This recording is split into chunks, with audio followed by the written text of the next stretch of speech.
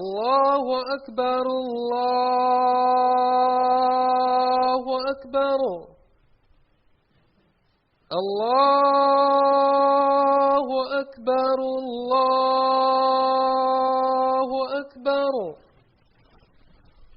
أشهد أن لا إله إلا الله أشهد أن لا إله إلا الله أشهد أن محمدا رسول الله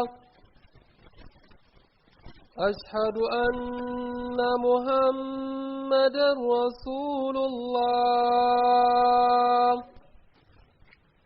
حي على الصلاة حي على الصلاة حي على الفلاح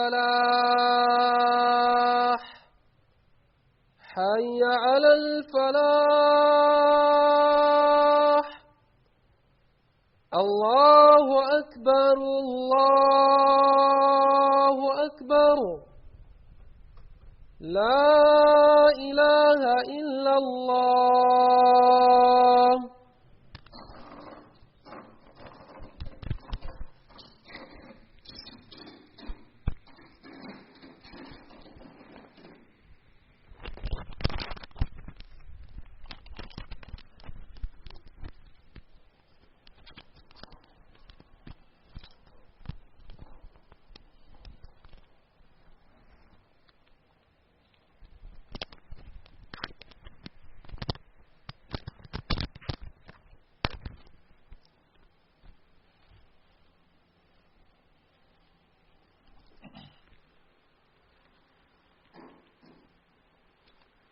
الحمد لله الذي خصص شهر رمضان بالفضل والإحسان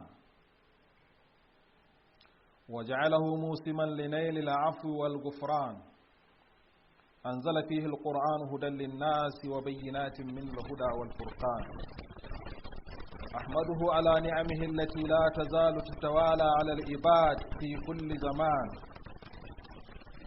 أشهد أن لا إله إلا الله وحده لا شريك له أوجب على العباد صوم رمضان ليضاعف لهم الأجور ويغفر لهم الذنوب والعصيان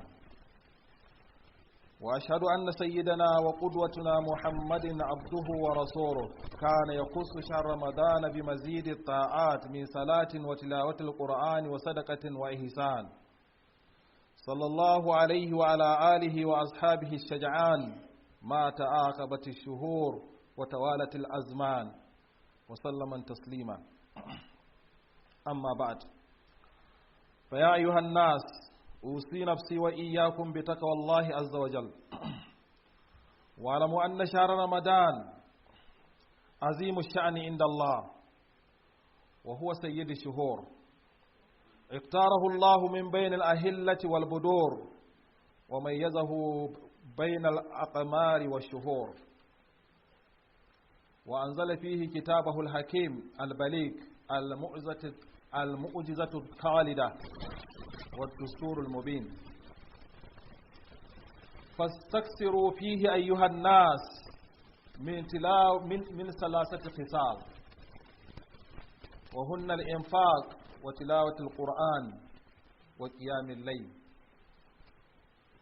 فيا أيها المسلمون عباد الله إن الله قد فضل كل ما يقع من أفعال الخير في رمضان قال ابن خزيمة والطبراني عن سليمان الفارسي رضي الله عنه قال رسول الله صلى الله عليه قال سلمان الفارسي خطبنا رسول الله صلى الله عليه وسلم آخر يوم من شعبان فقال فمن فطر صائما كان مغفرة لذنوبه وعتق رقبة من النار وكان له مثل أجر من غير أن ينقص من أجره شيئا قالوا يا رسول الله ليس كلنا يجد ما يفطر صائما فقال صلى الله عليه وسلم: فيعطي الله هذا الثواب من يفطر صائما على تمرة. ورواه أحمد والترمذي بإسناد صحيح. وأن النبي صلى الله عليه وسلم قال: من فطر صائما فله أجره من غير أن ينقص من أجر الصائم شيء. وقال صلى الله عليه وسلم: من فطر صائما على طعام أو شراب من حلال صلت عليه الملائكة في ساعات شهر رمضان وصلى عليه جبريل ليلة القدر. رواه الطبراني وأبو الشيخ. أيها الناس، ومن أمل البر الذي يفضله الله في هذا الشهر المبارك تلاوة القرآن، إذ كان صلى الله عليه وسلم يكثر من تلاوة القرآن الكريم في رمضان أكثر من غيره. وروى البخاري في صحيحه: كان جبريل عليه السلام يجيء في كل ليلة من رمضان يدارس النبي صلى الله عليه وسلم القرآن. فيا أيها الناس، وعليكم بشهود مجالس التفسير وتدارسوا القرآن هناك، فإن الرحمة تنزل عليكم حينئذ. وأطيلوا القراءة في قيامكم بالليل، فإن النبي صلى الله عليه وسلم يطيل القراءة في قيامه بالليل في رمضان. فقد صلى معه حذيفة ليلة فقرأ صلى الله عليه وسلم بالبقرة ثم النساء ثم آل عمران، لا يمر بآية تخويف إلا وقف عندها يسأل، فما صلى ركعتين حتى جاءه بلال يؤذنه بالصلاة. صحيح رواه البخاري. وفي مسند أحمد ورواه النسائي: كان عليه الصلاة والسلام قال عليه الصلاة والسلام: الصيام والقيام يشفعان يوم القيامة. يقول الصوم: رب منعته الطعام والشراب بالنهار، ويقول القرآن: رب منعته النوم بالليل فشفعنا فيه.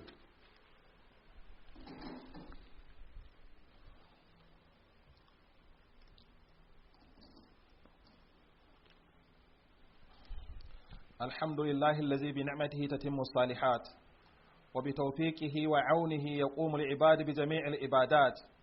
أشهد أن لا إله إلا الله وحده لا شريك له، وأشهد أن محمدا عبده ورسوله وصفيه، الهادي إلى طريق الخيرات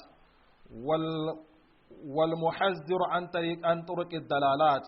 اللهم صل وسلم وبارك على هذا النبي الكريم وعلى آله وأصحابه وأولي المناسب والكرامات. أما بعد، فيا أيها المؤمنون عباد الله، فاستكثروا في هذا الشهر وفي سائر الشهور بدعاء ربكم ليغفر لكم ذنوبكم ولنا ولسائر المسلمين الأحياء منا والأموات، وبإعزاز ديننا هذا على سائر الأديان، وبنصرة الإسلام والمسلمين في كل مكان وحين على الكافرين، وإيجاد الأمن والسلامة والغلبة في البلاد المسلمين أينما كانوا. يقول الله تبارك وتعالى في كتابه العزيز: أعوذ بالله من الشيطان الرجيم: وإذا سألك عبادي عني فإني قريب أجيب دعوة الداعي إذا دعان فليستجيبوا لي وليؤمنوا بي لعلهم يرشدون. ‘Yan uwa musulmi, yau a wannan yammaci na 11 ga watan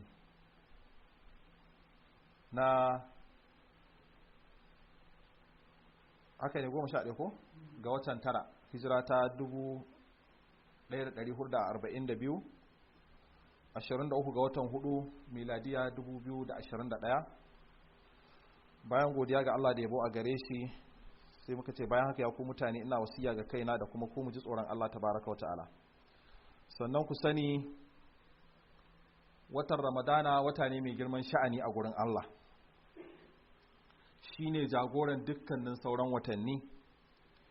Allah ta'ala ya zaɓe shi a tsakanin sauran jinjirayen watanni, ya fifita shi a tsakanin sauran ƙwallayen watanni, domin a larabci alhilalu daban, alƙamar daban, ashaharu daban. To duka Allah ta'ala ya zaɓi Ramadana a kan sauransu gaba ɗayansu. A cikin wannan wata ne ya saukar da littafin shi mai daraja mai hikima, wanda yake mu'ujiza ta manzon Allah sallallahu alaihi wasallam dawwamammiya, wanda yake kundin tsarin mulkin musulmai a duk inda suke a duniya. da haka ku yawaita ya ku mutane daga wasu ɗabi'u guda uku kyawawa a cikin wannan watan, su ne ciyarwa. Kar a yi sakaci wajen ciyarwa, kar a yi sakaci wajen karatun alƙur'ani, kar a yi sakaci wajen tsayuwar dare, sallan nafila. Ya ku musulmai, lalle Allah tabaraka ta'ala ya fifita kowanne irin aiki da ya faru a cikin watan Ramadana akan sauran ayyukan da suka faru a cikin sauran watanni.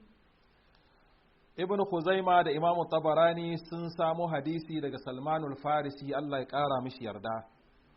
Salmanul Farisi radiyallahu anhu yace yadda Allah tabbata a gare shi ya ce, manzon Allah sallallahu alaihi wasallam ya yi mana huɗuba a ƙarshen watan Sha'aban, wanda daga shi sai Ramadan.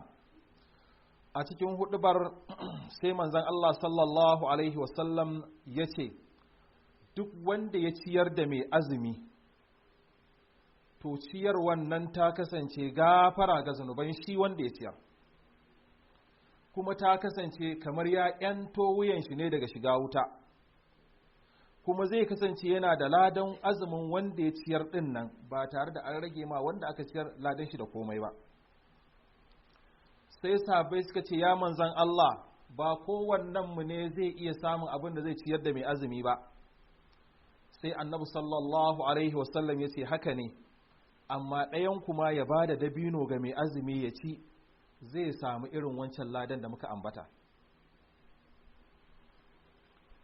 Imam Ahmad da Imam Turmizi sun rawaito da isnadi ingantacce cewa annabi sallallahu alaihi wasallam ya ce, duk wanda ya ciyar da mai azumi, to mala'iku za su wuni suna yi mai salati, wuni guda sir kowace sa'a ɗaya ba za su tsallake bin mala'iku suna maka salati. Sannan ɗungurungun uwaddu a cikin mala'ikun Jibrilu shi zai ajana shi salatin sai lailatul qadar, sai daren lailatul qadar zai maka shi. Saboda ka in ka ciyar da mai azumi ka dace da lailatul qadar, baka dace ba ka dace, domin matukar ka ba mai azumi abinci ya ci, to Jibril yana nan yana jira, shi ba zai kuskure ma daren lailatul qadar ba zai kuskure ba, to kuma wallahi a wannan daren zai ta maka salati, sai a wannan daren shi zai maka wannan salatin. Annabi sallallahu alaihi wasallam kuma ya ce duk wanda ya ciyar da mai azumi, to yana da ladan mai wannan azumin da aka bashi abinci. Wanda ke so ya azumi guda 10, to kullun ya ba mutum 10 dabino ko da kwaya ɗaya ne, sai zanto ya yi azumi guda 11, nashi ɗaya ga na mutane 10 shi ma an rubuta mishi ladansu. Ya ku bayan Allah, don haka ne wannan hadisi Imam Tabarani ya rawaito shi da Abu Shaykh. Da haka ne Allah ta'ala ya albarkace mu a wannan masallaci da wasu bayan Allah wanda suka ɗauki ɗawainiyar duk yammacin da aka yi tafsiri za a yi take away na abinci guda 200 da faduka da ɗan kayan marmari a ciki a ba masu azumi su ci su buɗe baki. Kuma wallahi abin mamaki, mutum ɗaya ne ya ba da 500,000 ya ce gashi nan ai wannan abincin. Mutum ɗaya tal, ya ku bayan Allah, mutum ɗaya, kuma wallahi ba ma'aikacin gwamnati ba, ba ɗan siyasa ba, ɗan kasuwa ne mai neman abinci. Wallahi haka mun yi tsari, muna so dama bayan mun biya tafsiri mu samu a rinka ciyar da masu azumi. Muka yi magana da shi, ya ce yaya an biya kuɗin tafsiri, muka ce an biya. To ya magana cewa, muka ce ba mu da kuɗi, don yanzu asusun mu kwata-kwata bai fi naira 100 ba. Sai aka ce, ya ce nawa ka kiyasta za a kashe kudin abinci, muka ce in so samu ne a talauce a kashe 570. Sai ya haka ya jawo durowa ya kirgo kudi naira 500,000, ya ce to ga su a ciro 70 a account a hada a rinka yin da faduka. Yanzu ana yin abincin nan, saboda ka muna so a taya su da addu'a. Akwai wanda ya sai mana kwamfuta wanda za a rinka daukar tafsirin da ita. Kuma wannan kudin tafsirin nan gaba ɗaya ko tsaro sisi wasu suka rinka bayarwa. Akwai masu bada 3,000 duk wata, duk wata za su bada 3,000, duk wata za su bada 3,000. Allah ya taimaka, wasu kuma suka karo wata gudunmuwar, aka hada aka biya. To kaga waɗannan sun amsa kiran manzon Allah sallallahu alaihi wa alihi wasallam. Muna addu'a Allah ta'ala ya tabbatar musu da wannan alkhairin. da Allah ta'ala ya alƙawari zai yi ma waɗanda suka irin wannan hidima. Ya ku bayan Allah, kada mu ɗauka sai da irin wannan kuɗin za a irin wannan alkhairin. Annabi ya ce in ka ba da dabino za ka samu irin wannan ladan. Domin tsari na shari'ar musulunci, mutumin da yake da naira 1000 sai ya ɗauki naira 100 a ciki ya sadaka da ita, to ya yi daidai da mutumin da yake da miliyan 100 sai ya ɗauki miliyan 10 ya bayar a lada. Percentage ake bi, percentage ake bi, karka karaya. Saboda ka wanda yake da naira 1000 sai ya ɗauki naira 10 ya bayar don a ciyar da wani mai azumi, ya fi mai miliyan 1 da ya ɗauki 1000 bayar, domin shi bai ba da 10% ba. Saboda haka mu gane wannan. Kuma duk wanda Allah tabaraka wa ta'ala ya bashi kuɗi, to tamkar Allah tabaraka wa ta'ala ya bashi mabudin aljanna ne. In ya ga dama ya bude, in ya ga dama ya kulle, in ya ga dama ya jefa kiɗin a cikin teku da shi tsakanin shi da shi fan. Allah ya shirya mana. Ya ku bayan Allah, yana daga cikin aikin kwarai wanda yake da falala a cikin wannan wata na Ramadana shine yawan karatun Alƙur'ani. Domin Annabi sallallahu alaihi wasallam yana yawaita karatun Alƙur'ani a cikin Ramadan. Jibrilu kullun sai ya zo gidan manzon Allah sallallahu alaihi wasallam ya ba manzon Allah darasin karatun Alƙur'ani. Jibrilu zai zo ya ma manzon Allah tafsirin karatun Alƙur'ani aya bayan aya. Jibril ya gama manzon Allah ga hikimomin da ke cikin ayar, ga hadisan da ya kamata ya karantar karkashin ayar. Manzon Allah kuma sai ya zo ya watsa masa habbai almajiran shi. Jibrilu bayan ya ba manzon Allah sallallahu alaihi wasallam darasin alqur'ani a kullum, shi kuma manzon Allah sallallahu alaihi wasallam yakan yi ma Jibrilu karatun alqur'ani hadda zalla. Jibril ya tsaya ya kasa kunne yana sauraron manzon Allah yana mai karatun alqur'ani tun daga bakara hannasi. Duk shekara sai sun yi haka sau daya. Amma shekarar da manzon Allah ya rasu, kamar da Imam Bukhari ya tabbata a cikin sahihinsa, sai da manzon Allah ya ma Jibril karatun alqur'ani hadda zalla. Jibril na sauraro, manzon Allah na karantawa, sai da ya mai wannan karatun har sau biyu, sauka biyu suka yi. Sannan Annabi sallallahu alaihi wasallam yana tsawaita karatun shi a cikin tsayuwar dare. In so samu ne tsayuwar daren ka ɗauko wayan ka shafa ɗin nan, dangula ka shafa, ka buɗo inda ƙur'anin ka yake. In baka da hadda, ka fara zaro karatu, kai ta zubo karatu kana tsaye. In so samu ne, in ya so kai raka'a 3 kadai, ko kai raka'a 5 kadai. Yafi kai raka'a 11 ko 13. Innal ladzina amanu wa amilus salihati kanat lahum jannatul firdausi nuzula. Allahu akbar. Inna a'tainakal kautsar fasalli li rabbika wanhar. Inna shani'aka wal abtar. Allahu akbar. Yayi wallahi madalla da wannan sallar taka. Alhamdulillah, Allah ya mata albarka, kai ma Allah ya ma albarka. Amma ka zubo karatu ko da raka'a 2 ne, yafi wannan manya-manyan yawan raka'o'in. Annabi sallallahu alaihi wasallam Huzaifa yake ba da labari, wata rana manzon Allah ya miƙe yana sallar dare a watan azumi. Huzaifa ya ce da naga haka sai daga garabasa, sai na je na rabu da manzon Allah, na tsaya na bi shi sallah ta nafila da daddare. Annabi ya karanta Fatiha, sai ya kamo Baqara, sai saro karatu yake manzon Allah sallallahu alaihi wasallam. Huzaifa na tsaye. Huzaifa ya ce to yau dai manzon Allah ina jin ayoyi 100 zai karanta a Baqara sannan ya ruku'u. Na karanta aya ta 100, Huzaifa sai ji manzon Allah ya wuce. Huzaifa ya ce to annabi zai raba Baqara 2. Da aka je rabin Baqara sai ji manzon Allah ya wuce, sai ce to yau manzon Allah gaba ɗaya zai karanta Baqara a raka'a 1. Da aka gama Baqara sai manzon Allah ya tsarrake Ali Imran sai je kama Nisa'i. Sai da ya gama karanta Nisa'i, Huzaifa na tsaye, ce to ni fa yau na kamu. Annabi ya gama karatun Nisa'i sai ya dawo ya kamo Ali Imran. Ya gama Ali Imran, sannan sai ya dawo ya kamo Ma'ida. Huzaifa ya ce wallahi saura kiris in aikata aika. Waɗanda yake ba labarin hadisin suka ce wace aika ka so ka aikata, ya ce wallahi na so in zauna in kyala manzon Allah a tsaye dan na gaji. Huzaifa ya ce manzon Allah bai yi raka'a 2 ba sai da Bilal ya zo ya kiran sallar asuba. To shi aka fi so a tsayuwar dare, kuma a nan ne karatun alkur'ani ya fi zama. A irin wannan karatun da kake tsayan nan, kana rike da shafa ɗinka, abu ya zo da sauƙi, Allah ya sauƙaƙe mana, kana ta za kawai sar kai ta tsaro karatu kana tsayan nan, wallahi haddata fi zama. ya ku mutane ku luzumci zuwa guraren da ake yin tafsirin alkur'ani da yammaci bayan la'asar da kuma bayan isha'i zuwa wajen karfe 10 domin babu shakka rahama na sauka a waɗannan guraren duk inda ake darasin alkur'ani to mala'iku sukan zo su kewaye gurin ne suna taima mahalarta gurin salati ba ƙaramin alkhairi bane ba ya mu bayan Allah sannan ya ku bayan Allah ku yawaita addu'a da roƙon Allah a wannan watan domin Allah ta'ala na karɓan addu'ar mai azumi musamman idan ya zo yin buɗe baki ko idan ya kammala buɗe baki da musamman idan ya yi sahur Allah ta'ala na karɓan wannan addu'a ku roƙi Allah ta'ala ya gafarta mana zunubanmu ya gafarta ma waɗanda suka rasu daga cikin iyayenmu da kakanninmu da sauran ƴan uwanmu ku roƙi Allah tabaraka wa ta'ala ya ba mu aminci a wannan gari namu ya ba mu aminci ya samar da aminci a sauran garuruwan musulmai wallahi kar mu sakaci da wannan addu'ar Allah tabaraka wa ta'ala ne ya bada umarni ya ce kai duk fa bawa na ya sani fa ina fa kusa wa iza sa'alaka ibadi anni fa inni qaribun ujibu da'watad da'i iza da'an a wannan ramadanin Allah ke magana bawa na ya sani ina kusa da shi in zai kira ni ya kira ni kuma da ya kira ni zan amsa mishi saboda ka mu roki gafarar Allah mu roƙan ma iyayen mu gafarar Allah mu roki shirya wa ƴaƴan mu roki aminci a wannan gari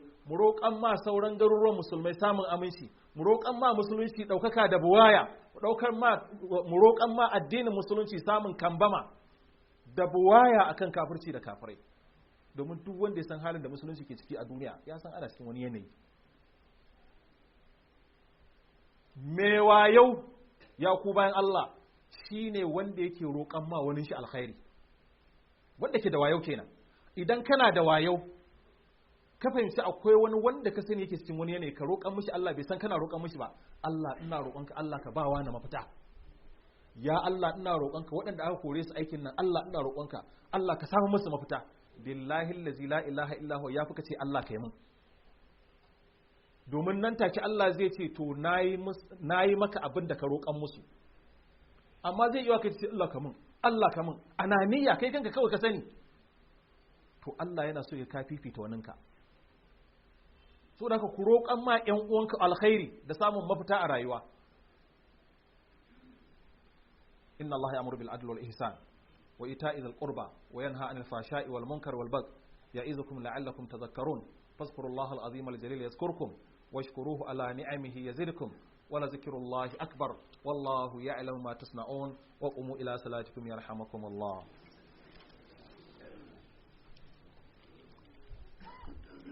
الله أكبر الله أكبر أشهد أن لا إله إلا الله أشهد أن محمدا رسول الله حي على الصلاة حي على الفلاح قد قامت الصلاة قد قامت الصلاة الله أكبر الله أكبر لا إله إلا الله أديدي تسهو أتبت السهو يا سيا الله أكبر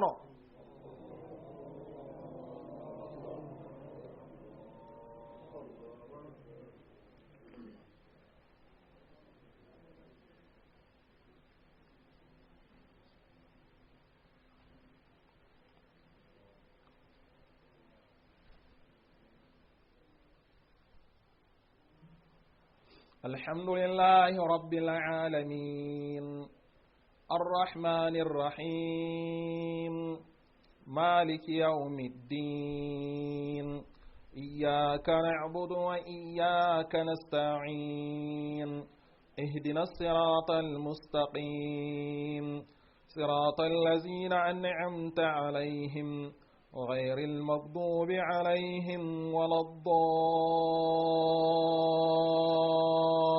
الضالين آمين ألم نشرح لك صدرك ووضعنا عنك وزرك الذي أنقض ظهرك ورفعنا لك ذكرك فإن مع العسر يسرا إن مع العسر يسرا فإذا فرغت فانصب وإلى ربك فارغب. الله أكبر.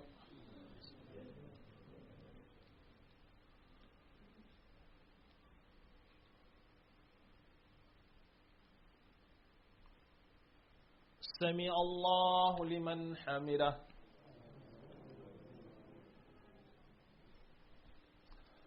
الله أكبر.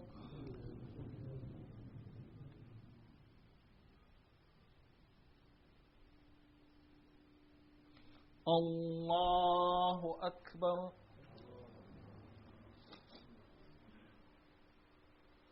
الله أكبر.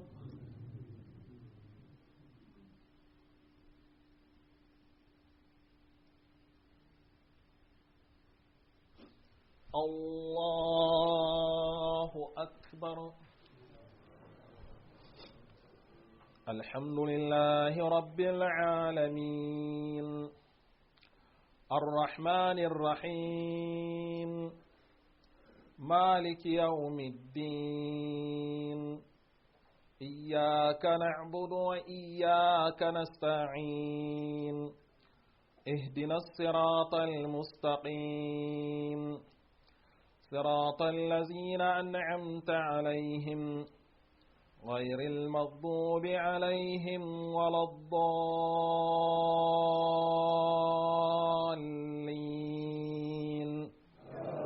آمين. إذا جاء نصر الله والفتح ورأيت الناس يدخلون في دين الله أفواجا فسبح بحمد ربك واستغفره إنه كان توابا.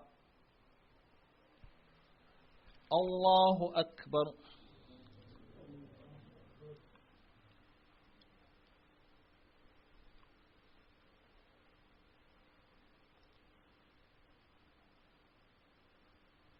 سمع الله لمن حمده.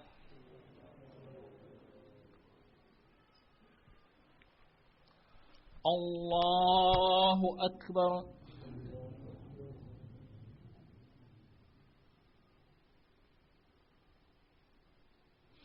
الله أكبر.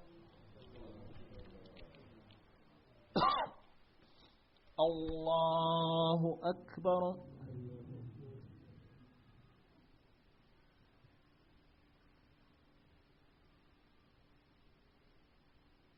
الله أكبر.